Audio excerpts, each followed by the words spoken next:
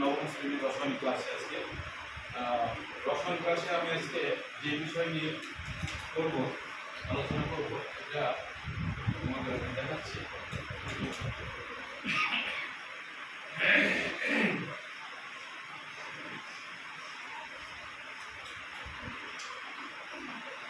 বোর্ডে তোমরা সবাই লক্ষ্য করো আজকে এটি কি খাদ্য লবণ।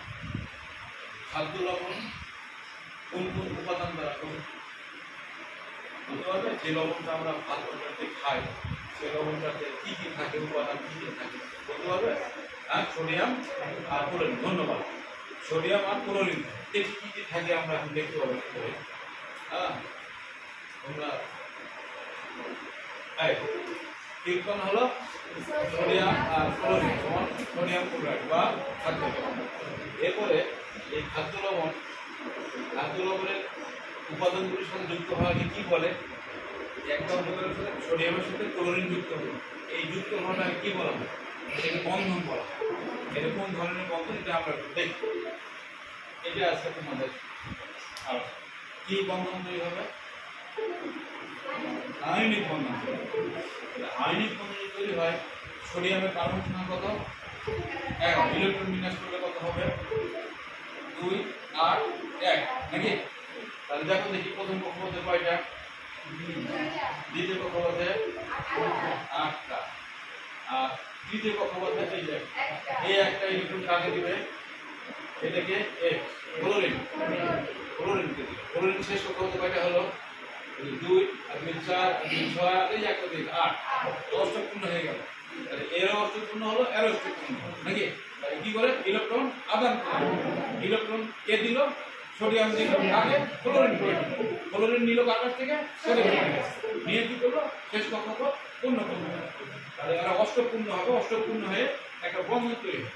সেই বন্ধনটা সোডিয়াম ক্লোরাইডের মধ্যে কোন ধরনের বন্ধন সৃষ্টি হয় এটা আমরা দেখব।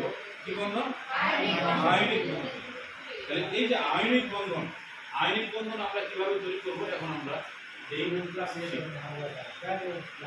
কি লিখে নেব? ক্যাটায়ন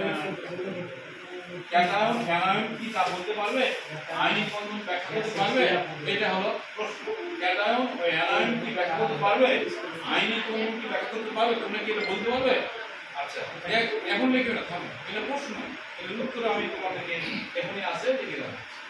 এই যে কারা ঘুরতেছে এটা ইলেকট্রন। ধন্যবাদ। আর এটা কি নিউট্রন। এর মধ্যে কি কি থাকে? প্রোটন আর নিউট্রন। আর ইলেকট্রন কি করে? চার্জিং করে। এরপরে একটা ভিডিও আছে, এই ভিডিওটা ওপেন হচ্ছে না, আমি এটা পরে দেখবো, তোমাদের ভিডিও দেখো। এখন অন্য একটি আয়নিক বন্ধনের অন্য একটি বিষয় নিয়ে এই একটা মৌল ধরলাম। এই মৌলটার নাম কি এখন আমরা দেওয়া নাই। তাহলে কিভাবে বুঝবো? প্রথম কক্ষপথে কয়টা? দ্বিতীয় কক্ষপথে মোট কয়টা হলো? 12। তাহলে 12 হয়। তাহলে মৌলটার নাম কি? ম্যাগনেসিয়াম। এইটা হলো ম্যাগনেসিয়াম। আর এটা কি? প্রথম কক্ষপথে 2টা, দ্বিতীয় কক্ষপথে 8টা, তৃতীয় কক্ষপথে 6টা।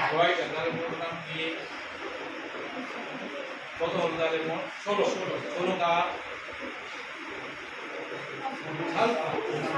সালফার। তাহলে এটা এই মৌলটা হলো ম্যাগনেসিয়াম, বি মৌলটা হলো সালফার। তাহলে এখানে অষ্টপূর্ণের জন্য কয়টা ইলেকট্রন দরকার? 2টা। তাহলে এই শেষ কক্ষপথে এই দুটো যদি চলে যায় আর এখানে এ অষ্টপূর্ণ হবে, বি অষ্টপূর্ণ হবে না? দিয়ে আবার কি হবে? বন্ধন তৈরি করবে। দেখি একবারে বন্ধন ইলেকট্রন চলে গেল।